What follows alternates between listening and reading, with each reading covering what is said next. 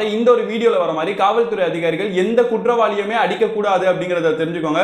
உச்சநீதிமன்றத்தில் நடந்த Kishore Singh versus state of Rajasthan அப்படிங்கிற வழக்குல உச்சநீதிமன்றம் என்ன சொல்லியிருக்கு அப்படின்னு சொன்னா, இந்த மாதிரி தேர்ட் டிகிரியை காவல்துறை அதிகாரிகள் பயன்படுத்த கூடாதுன்னு சொல்லிட்டோம். ஒருவேளை காவல்துறை அதிகாரிகள் பயன்படுத்துறாங்க அப்படின்னு சொன்னா அது இந்தியாவினுடைய அரசியலமைப்பு சட்டம் ஷரத்து 21க்கு எதிரானது அப்படின்னு சொல்லியிருக்காங்க. அது மட்டும் இல்லாம அரவிந்த் சிங் பகா வெர்சஸ் ஸ்டேட் ஆஃப் ஹரியானா அப்படிங்கிற மற்றொரு வழக்குல உச்சநீதிமன்றம் என்ன சொல்லியிருக்கு அப்படின்னு சொன்னா, இந்த மாதிரி பிசிக்கல் அட்டாக் மட்டும் இல்லாம சைக்காலஜிக்கலாவோ இல்லாட்டி மென்டலியா உங்களை அட்டாக் பண்றது கூட இந்தியாவினுடைய அரசியலமைப்புக்கு எதிரானது தான் அப்படின்னு சொல்லியிருக்காங்க.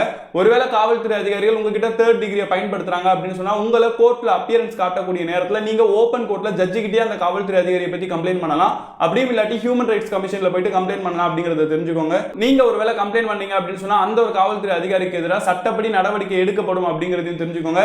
இந்த மாதிரி உங்களுடைய ரைட்ஸ் என்ன அப்படிங்கறத தெரிஞ்சுக்க நம்மள மறக்காம ஃபாலோ பண்ணிக்கோங்க.